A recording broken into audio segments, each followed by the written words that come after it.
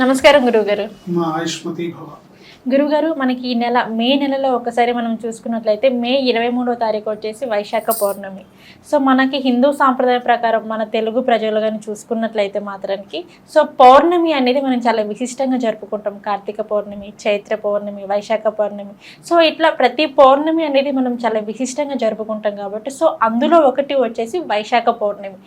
మనకి ఈ వైశాఖ పౌర్ణమి అనేది మనకి మే 23వ తారీఖు వస్తుంది కాబట్టి ఆ రోజు ఏం చేయాలి అంటారు? కొంతమందికి ఆర్థికంగా చాలా ఇబ్బందులు ఉంటాయి. అటువంటి వారు ఆ రోజు ఏం చేస్తే ఆ పౌర్ణమిని మనం ఏ విధంగా జరుపుకోవాలి అంటారు? ఇబ్బందులు అనేవి ఆర్థికంగానే కాదు, అనేక రకాలుగా ప్రతి ఒక్కరికి కూడా రకరకాల సమస్యలు, రకరకాల ఇబ్బందులు ఉంటాయి. ఏదేమైనప్పటికీ కూడా ఈ వైశాఖ పౌర్ణమి అనేది చాలా విశేషమైనది. విశాఖ నక్షత్రంతో కూడుకొని వచ్చే పౌర్ణమిని వైశాఖ పౌర్ణమి అంటాం. 22వ తారీఖు సాయంత్రం 5 గంటల నుంచి 23 గురువారం సాయంత్రం 5:30 వరకు కూడా ఈ పౌర్ణమి ఉంది. అట్లాగే విశాఖ నక్షత్రాన్ని చూసుకుంటే కనుక బుధవారం ఉదయం నుంచి గురువారం ఉదయం వరకు మాత్రమే ఉంది. కనుక ఈ పౌర్ణమి విశేషాన్ని కొంతమంది కొన్ని పూజలకి పొగలపూట మనం పౌర్ణమి సూర్యోదయానికి పౌర్ణమి ఉన్న గడియల్లో విశేషమైన రుద్రాభిషేకాలు, కుబేర పాశుపత అభిషేకాలు, లేదా ఇతరత్ర చండీ హోమాలు, కుబేర పాశుపత హోమాలు, రుద్ర హోమాలు ఇలాంటివి ఉదయం పూట చేసుకోవచ్చు. కానీ సాయంత్రం పూట చేసే కార్యక్రమాలు కొన్ని ఉన్నాయి.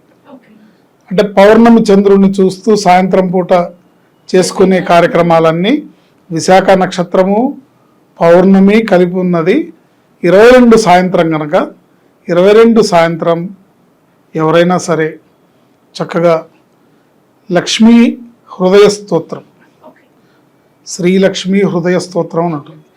ఈ స్తోత్రాన్ని, విష్ణు సహస్రనామ స్తోత్రాన్ని, ఈ రెండింటినీ పారాయణ చేస్తే అత్యంత విశేషమైన ఫలప్రదాయం. ఎందుకంటే అమ్మవారిని అయ్యవారిని ఇద్దరిని పూజించాలి. లక్ష్మీ హృదయ స్తోత్రము, లేదండి మాకు లక్ష్మీ హృదయ స్తోత్రం రాదు అంటే లక్ష్మీ అష్టకం చదువుకోండి, లేకపోతే మీకు తెలిసిన లక్ష్మీ స్తోత్రం ఏదన్నా చదువుకొని విష్ణు సహస్రనామ స్తోత్ర పారాయణ చేసుకుంటే విశేషమైన ఫలితాలను ఇస్తుంది. అట్లాగే పౌర్ణమి రోజు రాత్రిపూట చంద్రుణ్ణి పాలల్లో చూస్తూ లలితా సహస్రనామ పారాయణ చేయటం అనేది ఒక ఆనవాయితీ ఉంది. చాలామంది చేస్తుంటారు కూడా. ఇది కూడా పరిపూర్ణమైన ఫలితాలను ఇస్తుంది. చక్కగా ఒక పళ్ళెంలో ఒక ఇత్తడి పళ్ళెం, లేదా ఇత్తడి పళ్ళెం లేకపోతే వెండి పళ్ళెం శ్రేష్టము, వెండి పళ్ళెం లేకపోతే ఇత్తడి పళ్ళెము, ఇత్తడి పళ్ళెం కూడా లేకపోతే స్టీల్ పళ్ళెం, అందులో చక్కగా ఆవు పాలు పోసి మీకున్న టెర్రస్ ఏదైతే ఉందో ఆ టెర్రస్ మీద కూర్చొని చంద్రబింబం ఆ పాలల్లో కనపడేలాగా కూర్చొని లలితా సహస్రనామ స్తోత్ర పారాయణ చేసుకుంటే అద్భుతమైన ఫలితాలు, అమ్మవారి అద్భుతమైన అనుగ్రహంతో మీకున్న సమస్య ఏదైనా సరే, మీకున్న సమస్య ఆర్థికమైన, మీకున్న సమస్య ఉద్యోగమైన, మీకున్న సమస్య వ్యాపారమైన, మీకున్న సమస్య రుణ బాధలైనా ఏవైనా సరే, ఎటువంటి సమస్య అయినా సరే అద్భుతంగా నెరవేరుతుంది. ఇది చేసుకోవాలి. ఇంకా ఆసక్తి ఉన్న వాళ్ళు బుధవారం సాయంత్రం పూట దేవాలయాన్ని సందర్శించి, వెంకటేశ్వర స్వామి దేవాలయాన్ని సందర్శించి, హైదరాబాద్లో ఇప్పుడు టీటీడీ వాళ్ళు అద్భుతమైన జూబ్లీహిల్స్ అద్భుతమైన దేవాలయం ఉంది. బుధవారం సాయంత్రం వెళ్ళి నేను చెప్పిన లక్ష్మీ స్తోత్రము, విష్ణు సహస్రనామ స్తోత్రము ఆ గుళ్ళోనే పారాయణ చేసి వెంకటేశ్వర స్వామి వారిని దర్శించుకొని ఆ పౌర్ణమి చంద్రుడి వెలుగు మీ మీద పడేలాగా దేవాలయ ప్రాంగణంలో కూర్చొని భగవంతుని ప్రార్థిస్తే అనేక రకాల ఇబ్బందుల నుంచి, అనేక రకాల సమస్యల నుంచి, అనేక రకాల ఆరోగ్య సమస్యల నుంచి, మానసిక రుగ్మతలు ఉంటాయి చాలామందికి. అంటే శరీరపరంగా అన్నీ బాగానే ఉంటాయి, కానీ మానసికంగా ఎప్పుడు ఏదో ఒక వ్యధతో, ఏదో ఒక బాధతో, ఒక దుఃఖంతో ఉంటారు. ఇలాంటి మానసిక రుగ్మతలన్నీ తొలగుతాయి ఓకే. వెంకటేశ్వర స్వామి అనుగ్రహంతో, ఆ చంద్రుడి అనుగ్రహంతో. ఆ రోజు సాయంత్రం అక్కడ ఆ పౌర్ణమి ఆ గుళ్ళో మీకు అవకాశం ఉంది, ఓకే. చుట్టూ ప్రాంగణం అంతా కూడా పైన ఏమి ఉండదు కాబట్టి, సో ఆ పౌర్ణమి వెలుతురు మన మీద పడేలాగా ఉత్తర దిక్కుగా మొహం చేసి కూర్చొని మీరు అక్కడ కూర్చొని ఆ పండు వెన్నెల మీ మీద పడేటట్టుగా స్వామివారిని ధ్యానిస్తూ నేను చెప్పిన ఈ లక్ష్మీ అష్టోత్తరము లేదా లక్ష్మీ హృదయ స్తోత్రము, లక్ష్మీ అష్టకము ఏదైనా సరే, విష్ణు సహస్రనామ స్తోత్రం మీరు అక్కడ కూర్చొని పారాయణ చేయొచ్చు. ఓకే. కాదండి నాకు విష్ణు సహస్రనామ స్తోత్రం రాదు కానీ లలితా సహస్రనామ స్తోత్రం అయితే బాగా చేసుకుంటాను, నేను రెగ్యులర్గా అమ్మవారి భక్తునండి అన్నారనుకోండి, వెంకటేశ్వర స్వామి గుడి ప్రాంగణంలో కూర్చొని మీరు లలిత అమ్మవారిని ప్రార్థించినా కూడా అనుగ్రహం లభిస్తుంది. ఓకే. ఎందుకంటే అమ్మవారికి విష్ణుమూర్తికి అభేదం.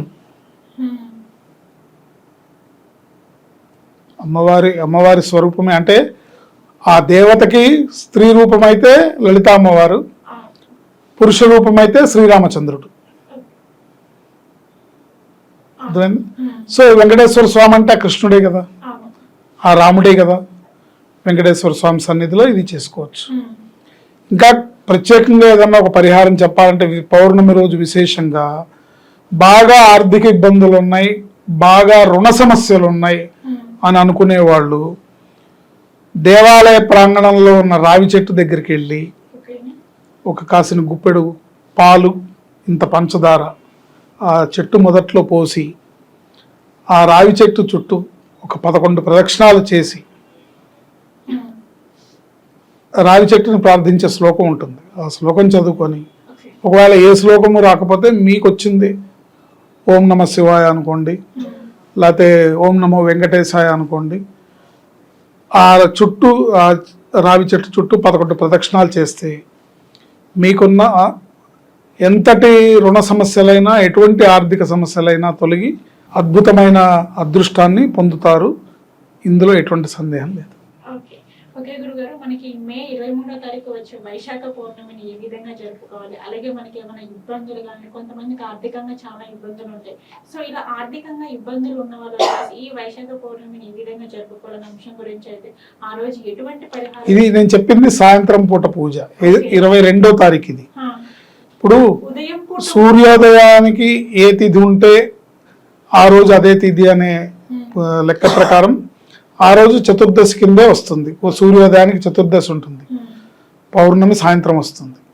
సో సాయంత్రం పూట చేసే పూజ. ఎందుకు సాయంత్రం పూట, బుధవారం నాడు 22వ తారీఖు సాయంత్రం పూట పూజ చేసుకోవాలంటే గురువారం పౌర్ణమి రోజు సాయంత్రం పౌర్ణమి గడియలు లేవు కాబట్టి, సూర్యాస్తమయం తర్వాత పౌర్ణమి గడియలు లేవు కాబట్టి ఇలా సాయంత్రం పూట చేసుకునే పూజ చేసుకునే వాళ్ళు 22 సాయంత్రం చేసుకోమని.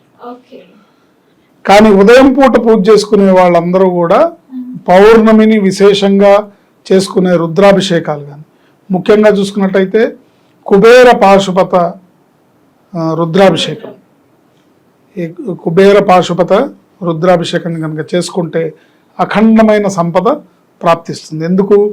గురువారము, విశాఖ నక్షత్రం, పౌర్ణమి, నిండు పౌర్ణమి, గురువారము, విశాఖ నక్షత్రం. విశాఖ నక్షత్రం అంటే సుబ్రహ్మణ్య స్వామికి సంబంధించింది.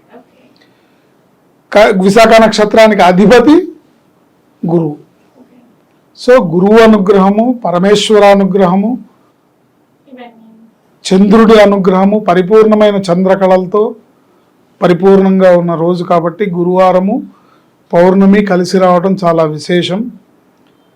ఆ రోజు మీరు చేసుకునే పూజలు ఉదయం పూట అభిషేకం, కుబేర పాశుపత అభిషేకం చాలా అద్భుతమైన ఫలితాలను ఇస్తుంది. లలితా సహస్రనామ స్తోత్ర పారాయణ అద్భుతమైన ఫలితాలను ఇస్తుంది. లక్ష్మీ అష్టకం కానీ, విష్ణు సహస్రనామ స్తోత్రం లక్ష్మీ అష్టకం కానీ, లక్ష్మీ హృదయ స్తోత్రం కానీ, విష్ణు సహస్రనామం, ఈ రెండు కాంబినేషన్ అన్నమాట. అంటే విష్ణు సహస్రనామం, విష్ణుమూర్తి అనుగ్రహం లభించాలంటే ముందు లక్ష్మీ అమ్మవారిని ప్రార్థించాలి. అందుకని ముందు మీకు లక్ష్మీదేవికి సంబంధించిన ఏ స్తోత్రం వస్తే అది చేస్తూ విష్ణు సహస్రనామ స్తోత్ర పారాయణ చేయాలి. ఇక్కడ లక్ష్మీ నారాయణులు అంటారు. అంటే ముందు లక్ష్మిని ప్రార్థించాలి, తర్వాత నారాయణని ప్రార్థించాలి. శివపార్వతులు అంటారు. ఫస్ట్ పరమేశ్వరుని ప్రార్థించాలి, తర్వాత అమ్మవారిని ప్రార్థించాలి. అంటే లక్ష్మీ అమ్మవారిని ప్రార్థించి విష్ణుమూర్తిని ప్రార్థిస్తే ఆయన ప్రసన్నతను పొందుతాడు. శివపార్వతులు అంటే ముందు శివుడికి అభిషేకం చేసి శివార్చన చేసి శివుణ్ణి పూజించి అమ్మవారి దగ్గరికి వెళ్తే ఆవిడ ప్రసన్నం అవుతుంది. సో ఈ రకంగా చేసుకోవడం వల్ల ఈ వైశాఖ పౌర్ణమి పరిపూర్ణంగా అన్ని రాసుల వాళ్ళకి, అన్ని నక్షత్రాల వాళ్ళకి అద్భుతంగా మంచి సుదినం. దీన్ని సద్వినియోగపరుచుకొని భగవదారాధనలో ఏ దేవుడైనా పర్వాలేదు, వెంకటేశ్వర స్వామి అయినా పర్వాలేదు, నరసింహస్వామి అయినా పర్వాలేదు, శివుడైనా పర్వాలేదు, ఈ దేవుడు ఆ దేవుడు అని కాదు. అక్కడ కావాల్సింది ఏంటంటే భక్తి, భగవంతుడి సన్నిధిలో మనం ఉండటం, భగవత్ ప్రార్థనని భగవంతుడి యొక్క పూజా పునస్కారాలతో మనం ఆ రోజుని గడపడం. బుధవారం సాయంత్రం, గురువారం పొద్దున ఇలా చేసుకోవడం ద్వారా అద్భుతమైన ఫలితాలు ఉంటాయి. ఓకే గురుగారు, మనకి మే 23వ తారీఖు వచ్చే వైశాఖ పౌర్ణమిని ఏ విధంగా జరుపుకోవాలి, అలాగే ఆ రోజు మనం ఎటువంటి నియమాలు పాటించాలనే వాటన్నిటి గురించి అయితే మాకు చాలా చక్కగా తెలియజేశారు. ధన్యవాదాలు. ఆయుష్మతి భవ.